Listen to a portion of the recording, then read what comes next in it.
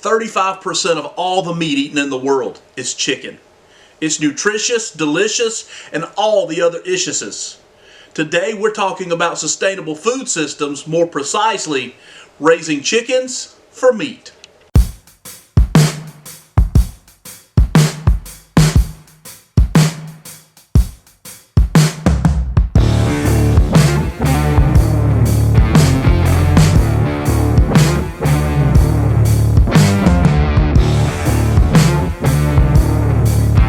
Welcome to Prepare to Live. I'm Steve. It's our mission to equip you with the skills, systems, and resources you need to live that life you've always dreamed about. We call that life a life-proof life. A life that's not shaken by the things that shake others. Part of that life is creating sustainable and regenerative food systems so that you can have a supply of food to last no matter what happens. Today we're talking about raising chickens for meat. In our little town, we have 5 restaurants that serve only chicken, or they major on chicken. We have every restaurant in our town serves at least some form of chicken dish. Chicken is a staple protein, and one that if you add to your food systems will keep you living like you normally live, and you won't have to go through those cravings that are associated if everything does go off the rails and you end up having to live a completely self-sustainable life. And today we want to answer a few questions about raising those chickens for meat. What breed? How many? And what are my inputs? Get ready, take some notes, because today is all about you and creating this important food system for your life. The first question we need to answer is, what kind of chicken do I need to be growing? There are 2 major differences in chickens. There is a heritage breed chicken and there is a hybrid chicken. A heritage breed chicken breeds true. You breed 2 of those chickens together and you get a chicken of that lineage. A hybrid breed chicken doesn't breed true. If you breed those together, you're not going to get what the parents are.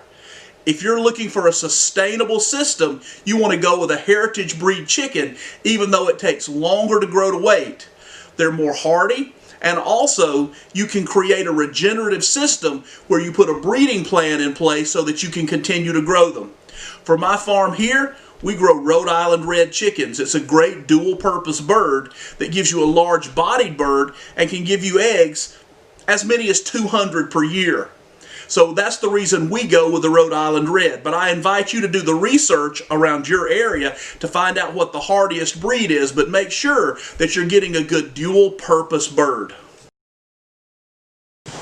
Remember, we're not just talking about raising homestead chickens. We're not talking about just creating something that we don't have to buy in the store. We're talking about a self-sufficient, regenerative system that allows us to put something in place generation after generation. Now that we've determined what kind of chicken we want to grow, some kind of heritage breed, probably the Rhode Island red, now let's talk about how many chickens we need. In order to do that, it's a bad idea to throw some chickens in the backyard and hope for the best. That's not really a plan. You need to set a goal and work backward from the goal. So how many calories do you want to eat in chicken per year? If you want 100,000 calories, then we're going to start with that number, 100,000. You need to figure this up based on your family size and the nutritional requirements you're going to need over the course of a year. I like to look at a year because a year is a great time. The harvest calendar works on a year, so that's the way that I like to plan. So each pound of chicken is going to produce roughly 1,000 calories of food. 1,000 calories per 1 pound of chicken. Now that takes all the chicken meat into consideration, but not the organs. So don't even bypass, or don't think about bypassing that, because you still have the liver, the heart, and the gizzard that can be added to this that carry vital nutrients and minerals that your body needs. So make sure that your plan also includes ingesting those organs that are delicious and easy to harvest as you're dressing the chicken. So keeping in mind that 1,000 calories per 1 pound of food, if we're looking for 100,000 calories in a year, that means we need 100 pounds of chicken. If you're raising a Rhode Island Red, it's common to have a Rhode Island Red rooster at between 14 and 16 weeks old that's going to dress out at 4 pounds. So that's 4,000 pounds or 4,000 calories per bird based on 4-pound dress weight and 1,000 calories per pound. So that means to reach that 100,000 calorie goal, you're now going to need 25 chickens in order to reach that. So set your goal and work backwards from there, realizing that 1,000 calories per pound, and then do the math based on 4 pounds for a Rhode Island Red rooster, and then you can find out how many chickens you need. For our continued example, we're going to work on that 25 chicken basis.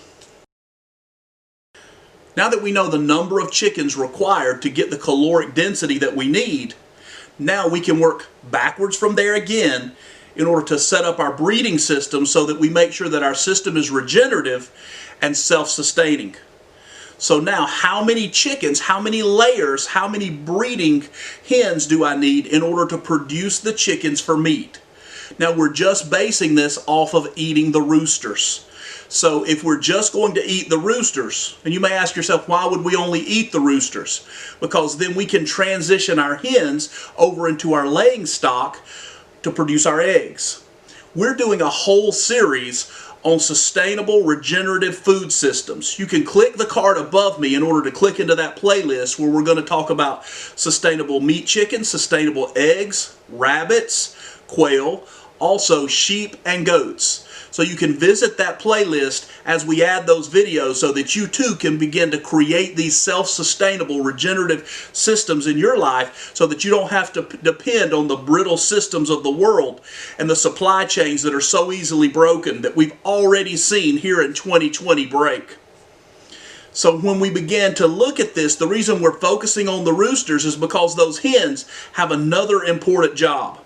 So when we look at these roosters, in order to get those 25 roosters that we need to provide that 100,000 calories of food, if we were looking for that, we would need 19 hens just dedicated to laying that if we were going to try to put 75 eggs, because I work off of a 1/3 principle. We're going to have 1/3 are going to be male, 1/3 are going to be female, and I know what you're thinking, there's only male and female, but 1/3 we're just going to lose to mortality. They won't hatch, they'll die to predation or to disease or whatever it is. So I work on a 1/3 rule. So to get those 25 roosters, based on the fact that each hen will lay roughly 4 eggs per week, you would need 19 hens laying if you were going to put all of those in the incubator at one time. But I believe that a constant hatch system is more appropriate. And the reason is because it doesn't require refrigeration, it doesn't require anything, any kind of storage if you work on a continuous hatch system. Basically what that means is that every week you're going to have chickens that will lay eggs, and you'll take those eggs and put them in the incubator, and you will have a weekly hatch system going on so that as they hatch, you can butcher the chickens you need for that week, those 2 weeks, or those 3 weeks. And if you have no refrigeration and no way to store it, you can just go and butcher that chicken for that day. So I would suggest having 4 hens. Now that's only, we're working off of that 100,000 calorie system. You're going to need more than 100,000 calories of chicken, but we're basing it because it's a good round number for demonstration. So if we're working off that, and I have 4 hens laying that are giving me 4 eggs each week, that means that I'm taking those eggs and I'm committing to putting those eggs in the incubator, and I'm incubating 16 eggs every week, which is going to roughly give me 5 adult roosters by the time they all hatch out. Now I'm going to have a great accumulation of hens. But remember, in a grid down situation, or maybe not even a grid down situation, maybe next spring, you can take the abundance of eggs you're going to have from those hens and you can trade them to your neighbors for other things. You can sell them to recoup some of the cost of the inputs, or you can just simply sell the chickens. But nonetheless, if you have 4, it's going to give you more than enough you need to produce that 100,000 calories of food. So my suggestion would be 4 hens that are dedicated to breeding stock for your meat chickens. When you do that, then you can calculate the inputs necessary in order to get the output of the meat that you need. Now let's look at our inputs. What is it going to take for me to keep this sustainable food system rolling? This regenerative agriculture moving in a direction to continue to meet my caloric needs. The needs that these chickens are going to have are food, water, and some labor. Very little labor, but still some labor. Water can be caught from the drainage from your home. It can be rainwater. It doesn't have to be water that you pay for. The water can come from anywhere. Chickens are wild animals that have been domesticated, that are conditioned to be able to drink from a mud puddle. But when you produce clean, cool water for them to drink, they're going to perform and grow and lay at a much higher rate. So the water's taken care of. Just make sure that you have plenty of cool, clean water for them, and now food. A Rhode Island Red is going to operate at a conversion rate of somewhere 6 to 1. That means that it's going to take 6 pounds of food for 1 pound of edible weight. So if you're growing a 4-pound chicken, it's going to take 24 pounds in order to get that 4-pound chicken. If you're buying food at a big box store like Tractor Supply, you're going to pay somewhere around 9 cents per pound. So you're looking at around $2.14, $2.15 per chicken to grow to a pound or to a weight of 4 pounds. So those are your input costs. In the winter, you may have to go out and break some ice in their water. You're going to have to feed them every day. You're going to have to protect them. So those are your physical inputs, your labor inputs.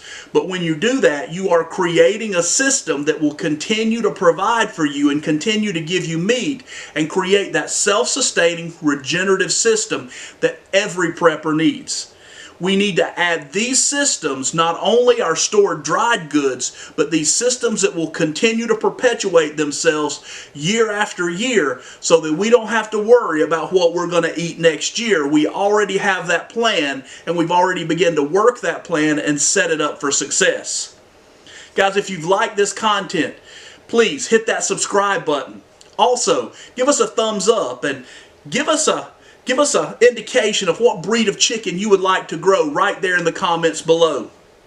As always, from our family to yours, we'll see you on the next video.